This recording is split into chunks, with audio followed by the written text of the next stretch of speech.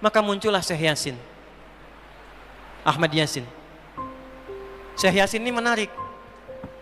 Beliau berangkat ke Mesir tahun 1155-56, belajar di Al-Azhar.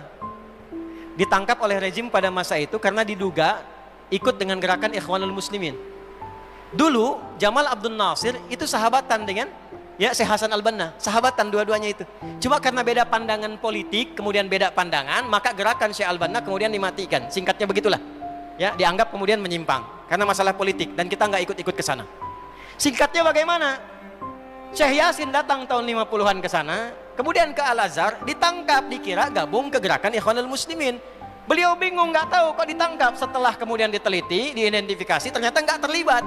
Tapi dari situ kemudian beliau mengenal lebih jauh.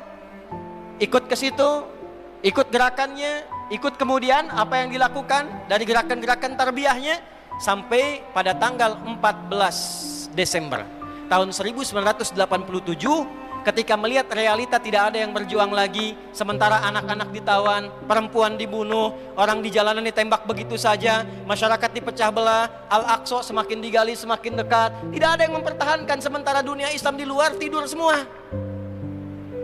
Maka beliau membentuk dengan sahabatnya 6 orang, termasuk di situ ada Syekh Dr. Abdul Aziz Ar-Rantisi, dengan beberapa kolega yang lain. Maka didirikanlah gerakan Harakah Muqawamah Al-Islamiyah, disingkat dengan Hamas namanya.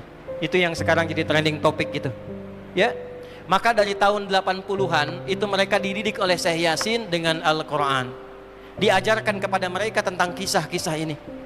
Bagaimana perjalanan Yahudi, karakternya bagaimana, sifat penakutnya bagaimana, cara masuk ke mereka bagaimana, seperti apa gambarannya, dan dihitunglah siklus 40 tahunan. 1987, 40 tahun ditambah itu berapa? 2027. Jadi disiapkan oleh beliau 3 fase di surah Al-Isra yang tadi dibaca, khususnya ayat 4 sampai dengan ayat ke-7-nya. Wa qadayna ila bani Israila fil kitab la tufsidunna fil ardi marrataini wa la ta'lunna 'uluwan kabira. Bani Israel itu kata Allah sudah tetap perjalanannya dari sejak generasinya ini berjalan selalu merusak dan mewarisi karakter-karakter tadi. Maka apa yang terjadi?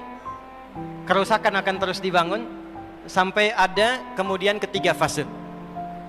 3 fase ini sudah selesai 2, sekarang masuk yang ketiga. Maka yang ketiga ini fa idza jaa wa'dul akhirati. Maka jika datang janji Allah yang terakhir untuk mereka. Apa fase yang ketiga ini? Ada 3 bagian lagi. 1, liyasu'u wujuhakum. Yang kedua, waliyadkhulul masjida kama dakhaluhu awwala marrah. Yang ketiga, waliyutabbiru ma'alahu tatbira. 1 sekarang sedang diperlihatkan, liyasu'u wujuhakum. Persis sekarang orang-orang itu seperti di era Nabi yang membayangkan hingga bisa ditembus, bentengnya kokoh, intelijennya kuat, sadapannya di mana-mana, tapi ternyata dunia yang melihat kokoh itu ditunjukkan oleh Allah hanya dengan bahasa mereka, la syirzimatun qalil. Ini bahasanya Firaun. Ini kan cuma ormas kecil, nggak sebanding. Ormas kecil yang nggak sebanding ini ternyata telah bisa mengintersep semua bagian-bagian itu.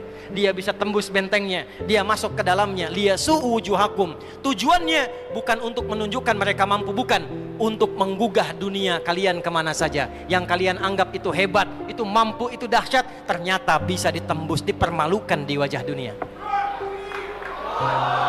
1, janji Allah tiba.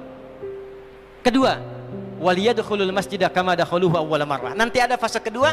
Setelah ini terjadi, selesai fase kedua, masuklah ke wilayah Masjidil Aqsa.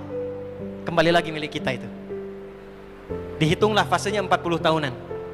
1987 fase pertama sekarang berjalan, ditambah 40 berapa? 2027. Itulah fase yang kedua, saat diharapkan paling puncaknya Masjidil Aqsa bisa kembali lagi. Nah, ini bukan main-main, hitungan fasenya. Antum lihat video viralnya Syekh Ahmad Yasin itu ketika menjelaskan itu. Saya tahu betul itu. Beliau hitung itu. 2027 ke 2028, dan puncak akhirnya waliyutabbiru ma'alahu tatbira. Hancur semua, terjadi perang dahsyat. Hitungan saya sih tambah 20 tahun. Karena fasenya sampai 100 tahun. 40 tambah 40 tambah 20, 100. Maka 2037. Silahkan cek orang-orang yang ada menghitung di pertahanan sekarang. Antum tanyakan pada yang di Lemhanas, pada di macam-macam. Bagaimana kekuatan dunia pergeserannya saya yakin. Hitungan mereka 2037 terjadi sesuatu yang dahsyat. Gerbangnya sampai 2040, di atas 2040 itulah generasi emas akan muncul. Makanya Indonesia masuk generasi 2045. Itu sudah dihitung. 2030 pembukanya. Makanya sekarang punya visi 2030 semua. Saudi visi 2030, Rusia, Cina, Afrika Selatan, Brazil visinya 2030 dengan bikin bridge itu. Semua visinya ke sana. Dan yang paling dahsyat, hitungan itu secara spesifik isyaratnya sudah ada dalam Al-Quran. Dan ini bukan ilmu utak-atik, bukan viral TikTok. Ingat, ini sudah sejarah yang berlangsung dari penelitian masa lalu. Maka wajar kalau sekarang mereka takut dikepung. Kenapa? Karena ketika Hamas datang dengan pasukannya darat, laut, udara, itu mempraktekkan surat Al-Hasyr yang sudah mereka pelajari bertahun-tahun.